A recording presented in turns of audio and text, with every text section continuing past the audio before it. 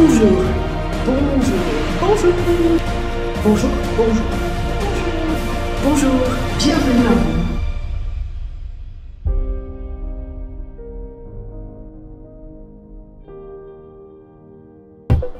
Bonjour à tous et bienvenue dans notre numéro de Startup Maliwa. Aujourd'hui, nous allons parler d'écosystème. Comme vous le savez, l'entrepreneuriat est l'un des facteurs indispensables pour dynamiser l'activité économique dans une région.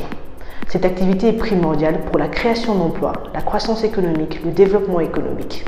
C'est pour ça que les termes entrepreneuriat et écosystème sont devenus si populaires dans nos pays en voie de développement. L'écosystème, tout le monde en parle. Tout le monde utilise ce mot matin, midi, soir. Il attire l'attention de tout le monde. Mais la plupart des gens ne savent pas vraiment ce qu'est un écosystème. Lorsque nous parlons d'écosystème, on place ce terme dans un environnement économique ou d'affaires qui représente un ensemble d'acteurs économiques dynamiques qui interagissent entre eux dans cet environnement dans un but précis, faire vivre et faire croître cet environnement. Il faut donc qu'il y ait des actions et des interactions entre chaque acteur, ce qui implique des échanges, de la collaboration, du partage entre chaque acteur dans un environnement bien précis. On parle aussi d'écosystème lorsqu'on organise un climat propice aux affaires et aux réseaux de collaboration afin que les entrepreneurs puissent atteindre des objectifs de performance tout en mutualisant certaines ressources et échanges. Par exemple, on parlera d'écosystème digital pour les startups, on parlera d'écosystème industriel pour les industries et on parlera d'écosystème agricole pour les agriculteurs. La question à se poser est celle de savoir si nous avons un écosystème en RDC. Personnellement, j'ai du mal à répondre à cette question pour trois raisons. 1. On ne peut pas parler d'écosystème lorsque les acteurs n'ont pas encore trouvé leur positionnement et leur business model. Tout le monde se cherche encore. 2. On ne peut pas parler d'écosystème lorsque les acteurs croient se connaître mais ne se connaissent pas. 3. On ne peut pas parler d'écosystème lorsque les acteurs n'ont pas encore été identifiés. Ils ne savent pas encore comment leurs enjeux peuvent interagir mutuellement.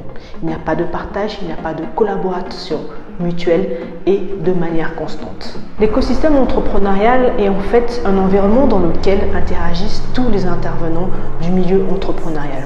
Il s'agit des politiques, des finances, des marchés, de la culture, du capital humain, de l'innovation, des soutiens, des organismes, etc., public, privé, et j'en passe. On peut supposer que chaque milieu ou région donnée a un écosystème entrepreneurial. On peut donc distinguer l'écosystème de Kinshasa, qui est complètement différent de celui de Lubumbashi. Et celui de Lubumbashi se diffère également à celui de Goma. Ainsi, certains espaces économiques, pays, villes, régions, offrent un écosystème dynamique qui les rend beaucoup plus intéressants pour le démarrage et la croissance de certains types d'entreprises. Je prends l'exemple de la Silicon Valley qui est reconnue pour son écosystème dynamique en ce qui concerne la tech et l'innovation. On parle aussi de Tel Aviv, en Israël, on parle de New York, mais nous avons également de plus en plus un écosystème grandissant et fort en Afrique. Il s'agit de l'Afrique du Sud, du Nigeria, de la Côte d'Ivoire, du Rwanda et d'autres petits pays. Mais où en est-on en RDC? Soit. Chaque écosystème est unique, plus le lien entre les différents acteurs d'un espace sont fréquents, plus l'écosystème grandit parce qu'il y a partage, échange et collaboration. Nous voyons naître de plus en plus d'écosystèmes un peu partout en Afrique avec des innovations. Donc nous avons l'écosystème et en RDC nous avons, je dirais, quelque chose qui commence à arriver, qui est déjà présent, que nous allons baptiser l'écosystème. Qu'est-ce qu'est l'écosystème? Alors, l'écosystème, surtout en RDC, écoutez-moi bien. Dans l'écosystème, les acteurs ne se fréquentent pas, ou très peu, ou encore font semblant de se fréquenter. Ils sont courtois, galants et mesquins. Très souvent, dans l'écosystème, on se défie les uns des autres. Oui, en RDC, ça se passe comme ça. Oui, je vous assure que ça se passe comme ça.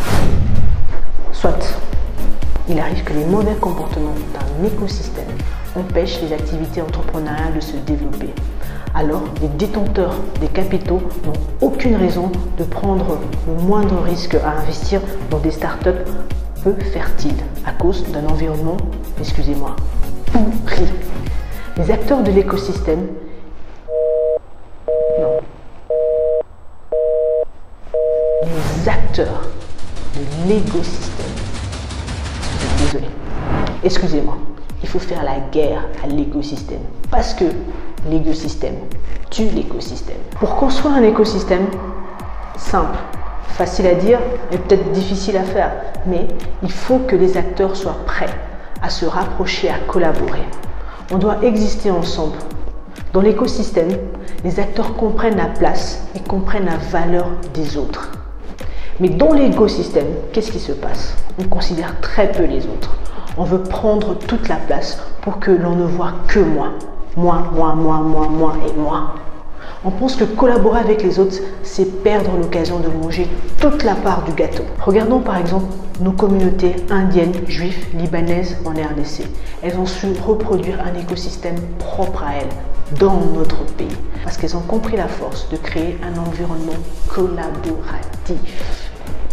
Ces acteurs comprennent qu'il faut exister ensemble. Dans un écosystème, surtout chez nous en RDC, regardez bien, on se bat tous pour le même billet. Mais dans l'écosystème, on comprend que l'on peut ensemble gagner plusieurs billets. Voilà la vraie différence. Alors, chers entrepreneurs, j'ai une question à vous poser. Êtes-vous un acteur de l'écosystème ou de l'écosystème?